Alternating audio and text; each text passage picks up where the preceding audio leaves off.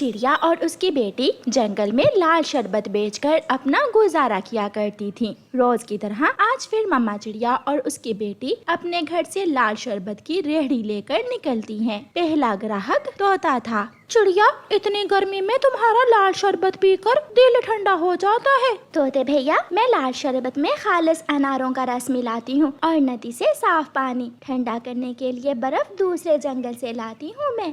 दोपहर के बाद आसमान पर बादल छा जाते हैं और तेज बारिश शुरू हो जाती है। चिड़िया अपनी बेटी के साथ एक पेड़ के नीचे खड़ी हो जाती है। मम्मा, ऐसे मौसम में तो कोई भी हमसे शरबत पीने नहीं आएगा। हाँ बेटी, अब हमें घर जाना चाहिए। थोड़ी देर वहाँ रुकने के बाद मम्मा चिड़िया अपनी बेटी को लेकर घर चली जाती है। आज उनके घर में कुछ चावल और दाल थी, इसलिए मम्मा चिड़िया दाल चावल बना लेती है। दोनों माँ बेटी दाल चावल खा लेती हैं। मम्मा, अगर बारिश ना रुकी तो हम अपने घर का खर्चा कैसे चलाएंगे? बेटी, अभी कल तक का राशन तो घर में है, फिर देखेंगे हमें क्या करना है। बारिश बहुत तेज थी। बरसात का मौसम था, इसलिए बारिश तो एक पल के लिए भी नहीं रुकती। 2 दिन गुजर जाते हैं, मगर बारिश थी कि रुकने का नाम ही नहीं ले रही थी। गुड़िया बेटी, आप घर में बैठो, मैं आपके लिए कुछ खाने को लेकर आती हूँ। मम्मा चिड़िया अपनी बेटी को घर में छोड़कर कुछ खाने के लिए लेने जाती है। कबूतर चाचा, मुझे कुछ अनाज और घी दे दें। बारिश रुकने के बाद मैं आपको पैसे दे दूंगी। चिड़िया, महंगाई बहुत है, मेरे पास इतना माल नहीं कि मैं उधार कर सकूं। अगर तुम्हें उधार दे दिया तो मेरा घर कैसे चलेगा? चिड़िया बेचारी शर्मिंदा होती हुई वहाँ से चली जाती है। उसे अपनी पुरानी सहेली का ख्याल आता है। चिड़िया अपनी पुरानी सहेली गोरी कौवी के घर जाती है। गोरी कौवी बैठी बिरयानी खा रही थी। गोरी सहेली, मेरे घर में भोजन नहीं है, मेरी बेटी भूखी है, मेरी बेटी के लिए कुछ खाना दे दे। चिड़िया, मेरे पास भी आज ही का खाना था, मैंने सोचा पेट भर कर खा लेती हूँ। ये 1 प्लेट बिरयानी की बची है, ये तुम ले जाओ। चिड़िया बहुत खुश होती है और बिरयानी लेकर अपने घर वापस चली आती है। मम्मा, पहले आप खा लें। मैंने तो गोरी सहेली के घर से ही पेट भरकर बिरयानी खा ली थी, ये आप खा लो बेटी। गुड़िया बिरयानी खा लेती है और सो जाती है। और मम्मा चिड़िया बाद में प्लेट से गिरे हुए 2-4 दाने चावलों के खाकर 1 गिलास पानी पी लेती है।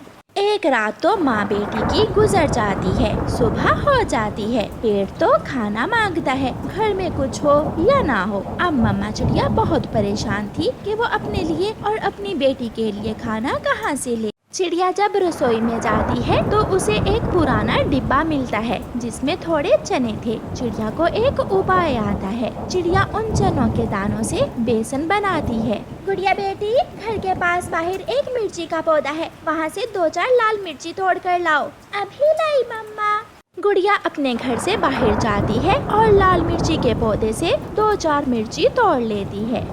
मम्मा चिड़िया उस बेसन से पकोड़े बनाती है। पकोड़े प्लेट भर कर बन जाते हैं। गुड़िया बेटी, ये ले, आप ये 1 पकोड़ा खा लो और मैं थोड़ी देर तक वापस आती हूँ। चिड़िया वो पकोड़े लेकर जंगल में सबसे अमीर चील रानी के घर जाती है। चील रानी, मैंने ये पकोड़े घर में बनाए हैं, आप ये पकोड़े ले लें और मुझे इसके बदले थोड़ा बेसन और पकोड़े बनाने का सामान दे दे। वाह वाह, मजा आ गया। बारिश के मौसम में गरम गरम पकोड़े। चील पकोड़े खाती है जो बहुत स्वादिष्ट थे। इन पकोड़ों के बदले तो मैं कुछ भी कर सकती हूँ। फिर चील चिड़िया को कुछ बेसन और पकोड़े बनाने का दूसरा सामान दे देती है। चिड़िया अकल से काम लेती है और फिर से घर जाकर पकोड़े बनाती है। इस बार पकोड़े ज्यादा थे। चिड़िया वो पकोड़े लेकर अपना छाता लगाती है और पकोड़े बेचना शुरू कर देती है। गरम गरम पकोड़े लो, गरम गरम पकोड़े। थोड़ी ही देर में चिड़िया के सारे पकोड़े बिक जाते हैं। मम्मा, ये उपाय आपने कैसे सोचा? बेटी, जब मुसीबत सर पर आती है तो हिम्मत से काम लेना चाहिए, कोई ना कोई उपाय निकल ही आता है। फिर कुछ ही दिनों में चिड़िया अपनी पकोड़ों की रेहड़ी लगा लेती है। अब चिड़िया लाल शरबत की जगह गरम गरम पकोड़े बेचने लगती है और फिर बारिशों के दिन चिड़िया पकोड़े बेच कर अच्छा मुनाफा कमा लेती है। चिड़िया, तोता और कौवा बैठे हुए थे जब 12 बजे वाला ऑटो बरगद के बड़े पेड़ पर आकर रुकता है। उस ऑटो में से एक कबूतर और कबूतरी उड़ते हैं। कबूतर ने सर पर कैप पहन रखी थी और कबूतरी भी देखने में बहुत अमीर लग रही थी। कालू, ये कबूतर और कबूतरी कौन है? ये हमारे जंगल के तो नहीं है। दिखने में तो ये बहुत अमीर कबूतर और कबूतरी लग रहे हैं।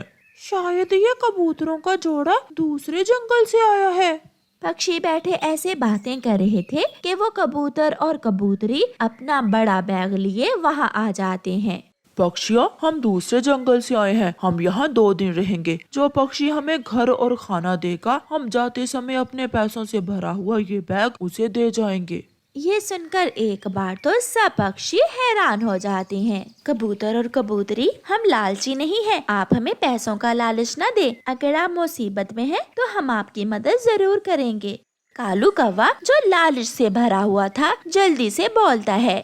कबूतर और कबूतरी, ये चिड़िया और तोता तो बहुत गरीब हैं। ये तुम्हारी क्या सेवा करेंगे? आप मेरे साथ मेरे घर चलें। आप मेरे घर में 2 दिन रहें और जाते हुए ये बैग मुझे दे जाना। फिर कबूतर और कबूतरी लालची कौवे के साथ उसके घर चले जाते हैं। गोरी, ये कबूतर और कबूतरी बहुत अमीर हैं। इनके इस बैग में ढेर सारे पैसे हैं। अगर हम इन्हें 2 दिन अपने घर में रख लें, तो ये बैग हमारा होगा। कौवे की ये बात सुनकर गोरी तो खुशी से फूल जाती है। कबूतरी, आप वहाँ क्यों बैठी हैं? यहाँ आए, मेरे नरम नरम घोंसले में बैठे। आप इस घर को अपना ही समझे। मैं आपकी बहुत अच्छे से सेवा करूँगी। मेरा कालू और मैं इस जंगल के सबसे अमीर कौवे हैं। अभी तो आप और भी अमीर बनने वाले हैं। मेरे इस बैग में लाखों रुपए हैं। मैं ये जाते समय आपको ही देकर जाऊंगा। अच्छा, अब आप ऐसा करें, हमारे लिए अच्छा सा खाना बनाएं। आप आराम करें और हम आपके लिए खाने का बंदोबस्त करते हैं। कौवा और कौवी घर से निकल जाते हैं। वो बाहर जाकर एक पेड़ पर बैठ जाते हैं। कालू, इन कबूतरों के लिए खाने का बंदोबस्त कैसे करेंगे? तुम चिंता न करो, मैं अपने मामा जी से कुछ पैसे लेकर खाना ले आता हूँ। तब तक तुम उन्हें चाय वगैरह बनाकर पिलाओ। फिर लालची कौवा जल्दी से उड़ता है और अपने मामा जी के पास जाता है। मामा जी, एक लॉटरी लगने वाली है मेरी। मैं उसमें से आपको भी हिस्सा दूंगा। बस मुझे थोड़े पैसे उधार दे दें।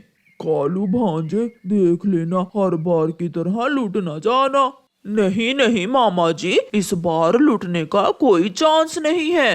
फिर कौवा अपने मामा जी से पैसे उधार लेता है और सीधा चील के होटल पर जाता है। वहाँ से रंग बिरंगा खाना लेने के बाद कौवा अपने घर वापस जाता है।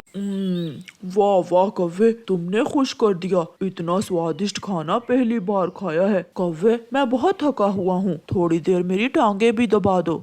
फिर कौवा और कौवी कबूतर और कबूतरी की टांगे दबाते हैं। कबूतर और कबूतरी सारा दिन उनसे तरह तरह की चीजें लेकर खाते हैं और उन्हें बार बार उस पैसों से भरे हुए बैग का लालच देते हैं। ऐसे वो 2 दिन तक उनके घर में रहते हैं और फिर 2 दिन बाद कबूतरी गोरी कौवी से कहती है, ओहो कौवी, मैं तो भूल ही गई, इस बैग को ताला लगा हुआ है और मेरे गहने भी इसी बैग में हैं। आज मुझे अपनी सहेली की शादी पर जाना था।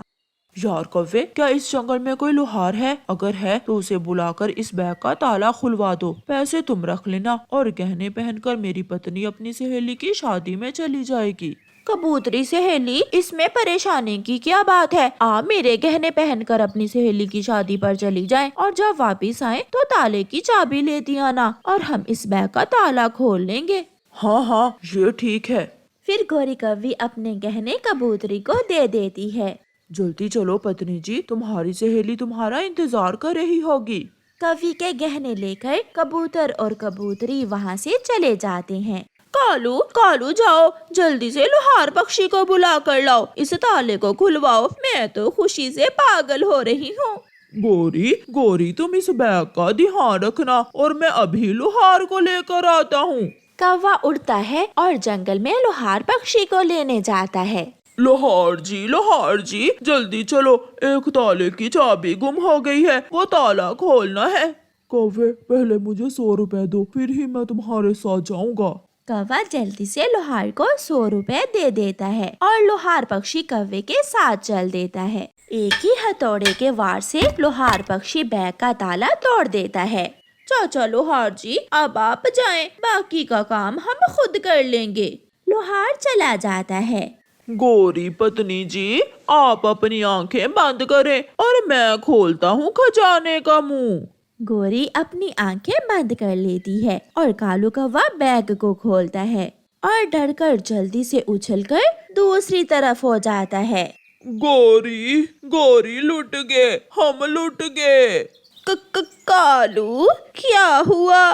गोरी, बैग में चूहा है, चूहा। ना पैसे और ना गहने। वो कबूतर और कबूतरी तो फ्रॉडिये थे।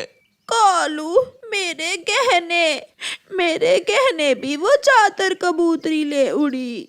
फिर कौवा और कौवी बैठकर रोने लगते हैं। प्यारे दोस्तों, इस कहानी को लाइक, अपने दोस्तों के साथ शेयर और चैनल को सब्सक्राइब करना बिल्कुल मत भूलना। आपका धन्यवाद।